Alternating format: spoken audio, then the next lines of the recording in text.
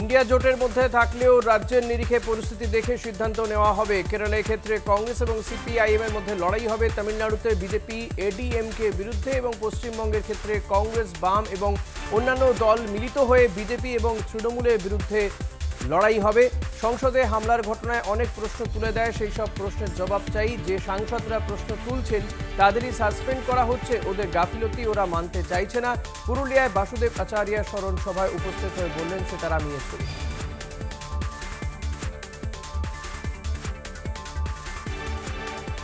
राज्यों के बारे में ये स्पष्ट है, इंडिया के गठबंधन में ये स्पष्ट है कि जहाँ पर सीटों के बारे में चर्चा होगी वो हर राज्य के स्तर पर होगा।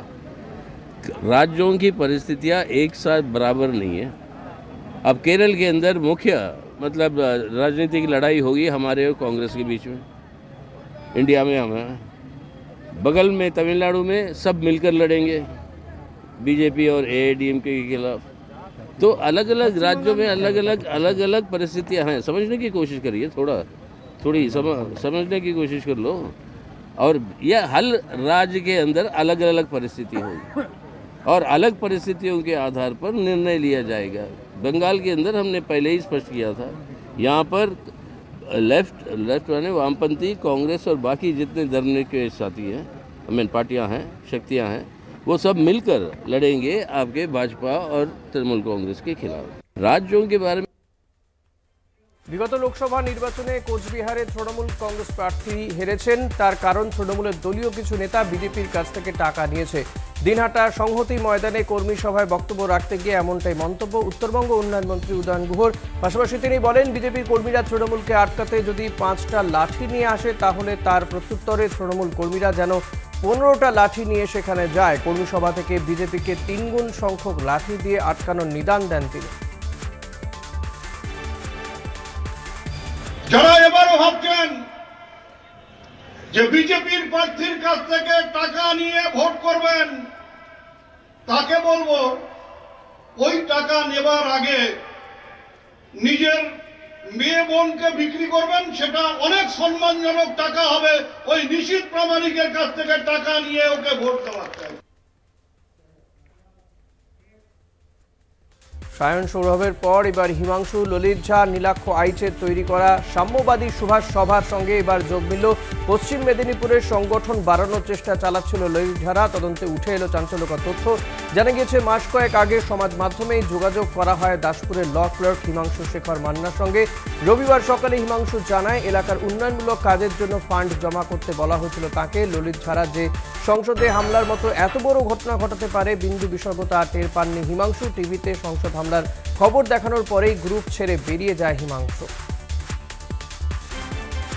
স্বেচ্ছাসেবী দল হিসাবে আমি এটাই যোগদান করি, পশ্চিম মেদিনীপুরের ব্যক্তি হিসাবে, দাসপুরের বাসিন্দা হয়ে। তো যোগদান করার পর আমাকে একটা হোয়াটসঅ্যাপ গ্রুপে জয়েন করানো হয়, পশ্চিম মেদিনীপুর এসএস সাম্যবাদী সুভাষ সভা নামে, এবং তাতে কিছুজন অ্যাডমিনও ছিল। পরবর্তী ক্ষেত্রে আমাকে অ্যাডমিন করানো হয়। আমিও আমার কিছু ভাইদেরকে বা কিছু পরিচিতি স্টুডেন্ট ছেলেদেরকে অ্যাড করাই একটা স্বেচ্ছাসেবী দল হিসাবে। অন্য কোনো উদ্দেশ্য বা অন্য কোনো আমার কোনো অন্য উদ্দেশ্য থাকেনি। তো তারপরে যখন এইসব ঘটনা জানতে পারি, আমি ওই হোয়াটসঅ্যাপ গ্রুপ থেকে নামও চেঞ্জ করে দিই এবং ওইখান থেকে আমি নিজেও লেফট হয়ে যাই এবং আমার সাথে যারা যুক্ত ছিল আমি তাদেরকেও লেফট। বিএসএফের গুলিতে 2 অপরিচিত বাংলাদেশে মৃত। স্থানীয় ও পুলিশ সূত্রে খবর, নদিয়া কৃষ্ণগঞ্জের গোবিন্দপুর সীমান্তে বিএসএফ আধিকারিকের ওপর হাঁসোয়া দিয়ে আক্রমণ করে 2 বাংলাদেশি। এরপরই পাল্টা বিএসএফের গুলিতে মৃত্যু হয় 2 ব্যক্তির। বিএসএফের পক্ষ থেকে কৃষ্ণগঞ্জ থানায় খবর দিলে দেহ দুটি উদ্ধার করে পুলিশ। ঘটনার পর থেকে কাঠগড়ায় বিএসএফ।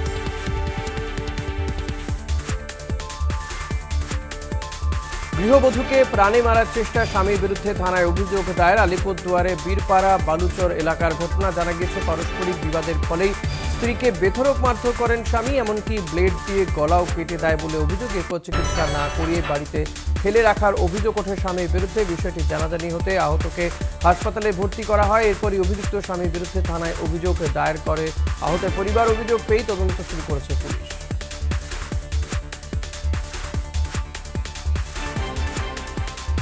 কথা দিয়েছিলেন, কথা রাখলেনও। ঘটনার 5 দিনের মধ্যেই মৃত এবং আহত শ্রমিক পরিবারের কাছে আর্থিক সাহায্য পৌঁছে দিলেন মুখ্যমন্ত্রী। 13 ডিসেম্বর বসিরহাটে এক ইটভাটায় আগুন লাগে, হুড়মুড়িয়ে ভেঙে পড়ে 120 ফুটের একটি লম্বা চিমনি, তাতেই চাপা পড়ে মৃত্যু হয় 4 জনের, আহত হন 5 জন। রবিবার পূর্ব প্রতিশ্রুতি মতোই মৃত 4 পরিবারের হাতে 2 লক্ষ টাকা এবং 5 জন আহতদের হাতে 50,000 টাকার চেক তুলে দেয় রাজ্য সরকার।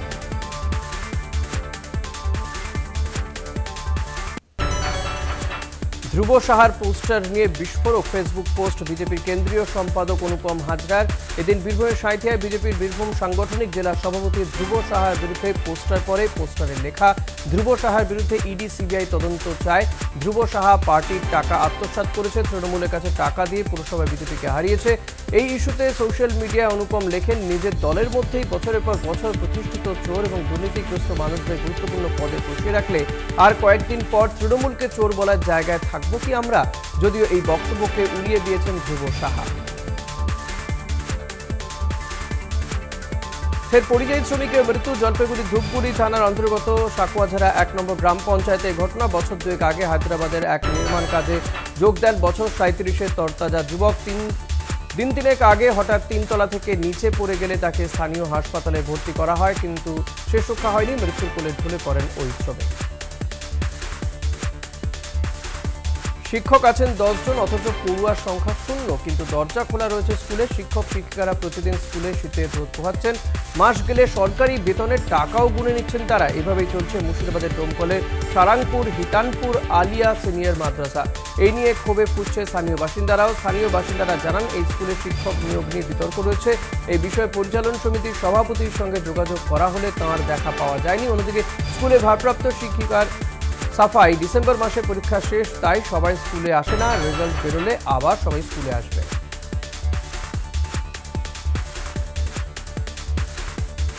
নদীর চরে গড়ে উঠছে পাকা বাড়ি, মাটি কেটে চলছে দেদার ইটের ব্যবসাও। যেখানে মুখ্যমন্ত্রীর নির্দেশে বিভিন্ন নদীর চরে গাছ লাগানোর কাজ চলছে, সেখানে কোথাও কোথাও ম্যানগ্রোভ কেটে তৈরি হচ্ছে ঘর, গড়ে উঠছে বাজার।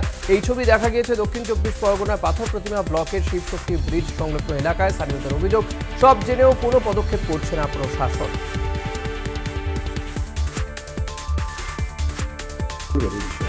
যেগুলো আমাদের কাছে যে খবর এসছে, আমরা আরআই সাহেবকে পাঠিয়েছিলাম এবং এনকোয়ারি করেছি, এবং এটা যদি সত্য হয় যে অবৈধভাবে গৃহ নির্মাণ করছে বা ঘর করছে বা কোনো কনস্ট্রাকশন করছে without permission of appropriate authority, তাহলে আমরা সে বিষয়ে ব্যবস্থা নেব এবং ঊর্ধ্বতন কর্তৃপক্ষকে আমরা পাঠাবো বিষয়টা, যাতে এটা অবৈধ হলে যাতে বন্ধ করা যায়।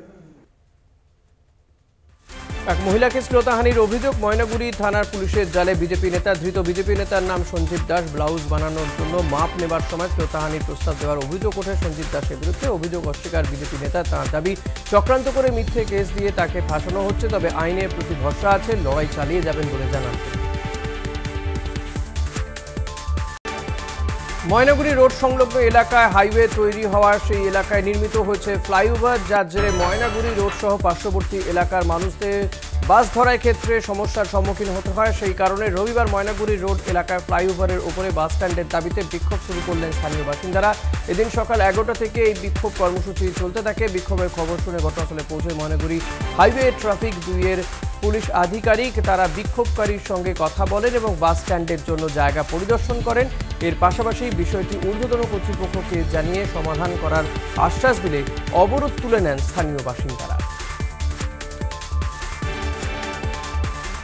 অন্তঃসত্ত্বা বধূর ঝুলন্ত দেহ উদ্ধার। উত্তেজনা পুরুলিয়ার মানবাজারে। মৃতার নাম পদ্মা গোপ।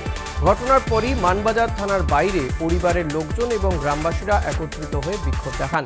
তাদের অভিযোগ, পদ্মা গোপের স্বামী সনদ গোপের দ্বিতীয় বিয়ে রয়েছে। পদ্মাকে রাস্তা থেকে সরাতেই খুনের সিদ্ধান্ত নেয় সনদ। এরপরই অভিযুক্তের শাস্তির দাবিতে মানবাজার থানার সামনে বিক্ষোভ দেখাতে থাকে গ্রামবাসীরা। ঘটনায় তদন্ত শুরু করেছে মানবাজার থানার পুলিশ। দেহ ময়নাতদন্তের জন্য পুরুলিয়া মেডিকেল কলেজে পাঠানো হবে।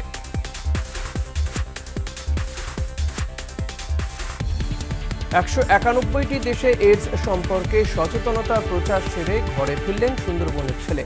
এইডস নিয়ে সারা বিশ্বকে সচেতন করতে সাইকেলে একের পর এক দেশে পাড়ি দিয়েছেন বাসন্তীর যুবক সোমেন দেবনাথ। সারা বিশ্বের 7টি মহাদেশের 191টি দেশ ঘুরে অবশেষে 19 বছর 7 মাস বাদে বাড়ি ফিরেছেন তিনি। গত রবিবার তার 191তম দেশ বাংলাদেশের সফর শেষ করে দমদম বিমানবন্দরে ফেরেন তিনি। পরিবার, পরিজন, আত্মীয় স্বজন, বন্ধু বান্ধব সকলেই সেদিন উপস্থিত ছিলেন তাকে স্বাগত জানাতে। সোমেন তার এই যাত্রাপথে সাইকেলে চেপে প্রায় 2 লক্ষ কিলোমিটার পথ পাড়ি দিয়েছেন। 2 কোটিরও বেশি মানুষের সঙ্গে দেখা করে HIV সম্পর্কে সচেতনতার বার্তা পৌঁছে দিয়েছেন বলে জানান সোমেন।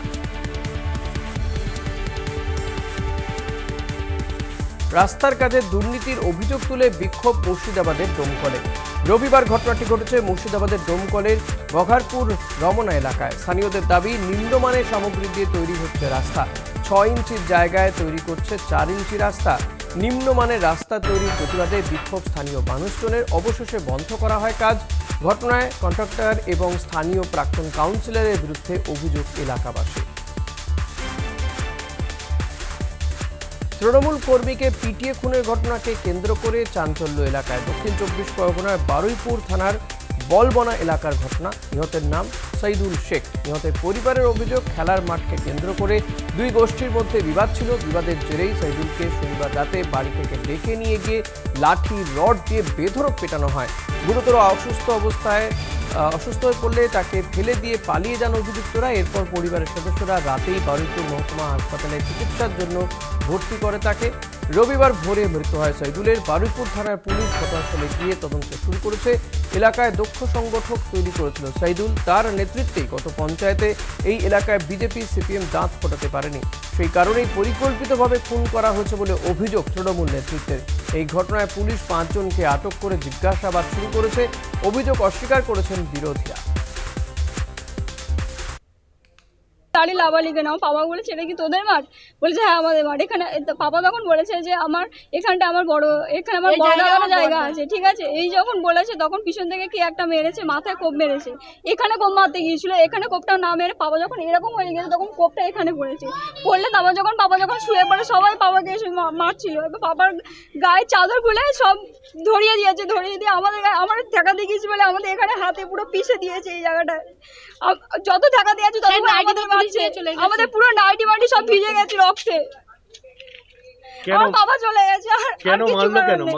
আমার বাবার উপর হিংসা। পঞ্চায়েত নির্বাচনে সিপিএম বিজেপি ওরা নির্দল প্রার্থী দিয়ে জেতার চেষ্টা করেছিল যৌথভাবে, কিন্তু সেটা ওদের সফল হয়নি, ওরা পরাজিত হয়েছিল। তারপর থেকে ওরা ছক করছিল, আমাদের শাহাদাতকে মেরে ফেলার অনেকভাবে চক্রান্ত করছিল। সেই চক্রান্ত হিসেবেই সিপিএম বিজেপি একসাথে মিলেমিশে একটা প্ল্যান প্রোগ্রাম করে ওকে গতকালকে সন্ধ্যেবেলা মাঠের মধ্যে ডেকে নিয়ে গিয়ে কোনো কারণ ছাড়া ওকে কুপিয়ে ওকে খুন করা হয়েছে। বর্ধমান স্টেশনে ট্যাঙ্ক দুর্ঘটনায় মৃত্যু হলো আরও একজনের। মৃত ব্যক্তির নাম সুধীর সূত্রধর, বাড়ি মেমারি কলেজ পাড়া এলাকায়। এ নিয়ে এই দুর্ঘটনায় মৃতের সংখ্যা বেড়ে দাঁড়ালো 4। দুর্ঘটনার পর থেকে বর্ধমান হাসপাতালে ভর্তি ছিলেন সুধীর সূত্রধর। 13ই ডিসেম্বর বর্ধমানের 2 ও 3 নম্বর প্ল্যাটফর্মের মাঝে অবস্থিত 53,000 গ্যালনের ট্যাঙ্কটির একাংশ ভেঙে দুর্ঘটনা ঘটে। ওই দিনই 3 জনের মৃত্যু হয়।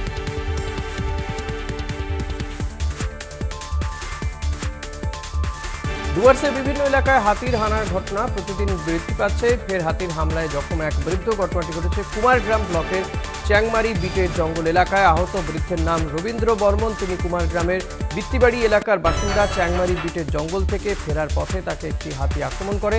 আহত অবস্থায় জঙ্গলে অজ্ঞান হয়ে পড়েছিলেন বৃদ্ধ। এক যুবক গরু আনতে গিয়ে রবীন্দ্র বর্মনকে দেখতে পান। খবর পেয়ে রবীন্দ্র বর্মনের বাড়ির লোকজন ও স্থানীয়রা গিয়ে তাকে উদ্ধার করে নিয়ে আসেন। তাকে চিকিৎসার জন্য হাসপাতালে নিয়ে যাওয়া হয়। ঘটনার জেরে ব্যাপক চাঞ্চল্য ছড়িয়েছে কুমারগ্রামের বিত্তিবাড়ি গ্রামে। শ্বশুরবাড়ি থেকে 200 মিটার দূরে রেললাইন থেকে যুবকের মুন্ডহীন ছিন্নভিন্ন দেহ উদ্ধার নিয়ে ব্যাপক চাঞ্চল্য। শ্বশুরবাড়ির লোকেদের বিরুদ্ধে খুনের অভিযোগ যুবকের পরিবারে। ঘটনাস্থলে আরপিএফ এবং পুলিশ। মালদা হরিশ্চন্দ্রপুর থানার অন্তর্গত কনকনিয়া রেল গেটের পাশ থেকে দেহ মেলে। মৃত যুবকের নাম কাজিরুল ইসলাম, বাড়ি ওই এলাকারই কাতলামারি গ্রামে। জানা গিয়েছে বিয়ের পর থেকে বিভিন্ন কারণে শ্বশুরবাড়ির লোকেদের সঙ্গে ওই যুবকের গণ্ডগোল ছিল। স্ত্রীর অশ্লীল ছবি সামাজিক মাধ্যমে দেওয়ার জন্য কিছুদিন আগে ওই যুবক জেলও খাটে। তবে কি সেই রাগ থেকেই খুন, নাকি পেছনে রয়েছে আরও অন্য কোনো রহস্য? হরিশ্চন্দ্রপুর থানার পুলিশ জানিয়েছে, ময়নাতদন্তের রিপোর্ট এলে মৃত্যুর কারণ স্পষ্ট হবে। সমগ্র ঘটনা নিয়ে তদন্ত শুরু হয়েছে। এরপরে ওদের ডেকেছে, ওর একটা মামা আর ওর একটা মেসো ডেকে আমার ভাইকে নিয়ে যায়, ওখানে বলছে আর একটু কথা আছে। তখন আমার ভাইকে ওখানে ঘাড় ধাক্কা দিয়ে নিয়ে গেল। কোথায় নিয়ে গেল? নিয়ে গেল একটু পার্সে দূরে নিয়ে গেছে, ঘাড় ধাক্কা নিয়ে গেল। আমার ভাই তো একাই আছে, কিছু বলতে পারবে না, দেখে নিয়ে যে রুমের মধ্যে ভরেছে, ভরে আপনারা হয়তো কথাটি শোনেন। ওখানে মারছে কি তোকে মেরে ফেলবো, দিয়ে ছাড়বো, দিয়ে তোকে রেলে একদম তোবো। বীরভূমের তারাপীঠ মন্দিরে গর্ভগৃহে মোবাইল ফোনে ছবি তোলা কঠোরভাবে নিষিদ্ধ করল মন্দির কমিটি। সেবায়িত ও দর্শনার্থীদের এই নিষেধাজ্ঞা মানতে হবে। 18 ডিসেম্বর পয়লা পৌষ থেকে এই নির্দেশিকা লাগু হবে। বিজ্ঞপ্তিতে পরিষ্কার বলা হয়েছে, তারাপীঠ মন্দিরে গর্ভগৃহে ছবি তোলা এবং মা তারার সঙ্গে সেলফি তোলা সম্পূর্ণভাবে নিষিদ্ধ। সরকারি পূজারী ও দর্শনার্থী স্মার্টফোন নিয়ে গর্ভগৃহে প্রবেশ করতে পারবেন না। কোনো সহকারী পূজারী স্মার্টফোন নিয়ে মন্দিরে গর্ভগৃহে ঢুকতে পারবেন না। 18 ডিসেম্বর থেকে মন্দিরে গর্ভগৃহের ভেতরে অঞ্জলি দেওয়া নিষিদ্ধ।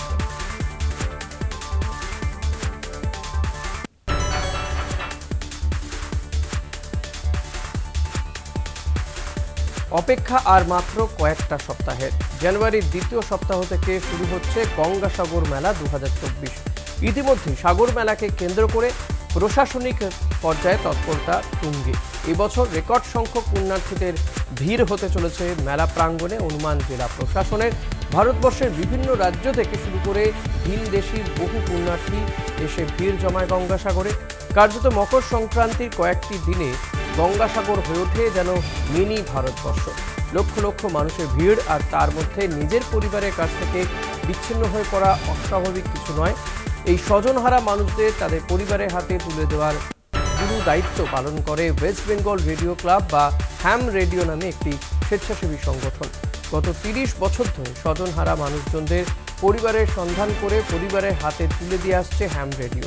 2024 গঙ্গাসাগরকে মাথায় রেখে আরও দ্রুততার সঙ্গে এই ভবঘুরে মানুষদের পরিবারের হাতে তুলে দেওয়ার জন্য একটি ওয়েব পোর্টাল চালু করল হ্যাম রেডিও। এর জন্য আমরা myham.in এ এবার প্রথম এই ছবিটা আমরা আপলোড করব। এই ছবির মাধ্যমে সারা দেশের মানুষ এবং প্রশাসনিক স্তরের লোকরা, ইভেন কি যে সমস্ত পুণ্যার্থী মেলায় আসছে তারা পরিজনকে হারিয়ে ফেললে তারা এই ছবি দেখতে পাবে myham.in এ। খুব কম ইন্টারনেটের মধ্যে দিয়ে এইটা চলবে, অ্যান্ড্রয়েড ফোনে এটা দেখা যাবে। খুব সুন্দর অ্যাপ এটা। আমরা মাননীয় জেলাশাসক দক্ষিণ 24 পরগনাকে দেখিয়েছি, তিনি আমাদের উৎসাহিত করেছেন। এবছর গঙ্গাসাগর মেলায় আমরা নতুন সংযোজন হচ্ছে myham.in এ আমাদের ছবি আপলোড হচ্ছে।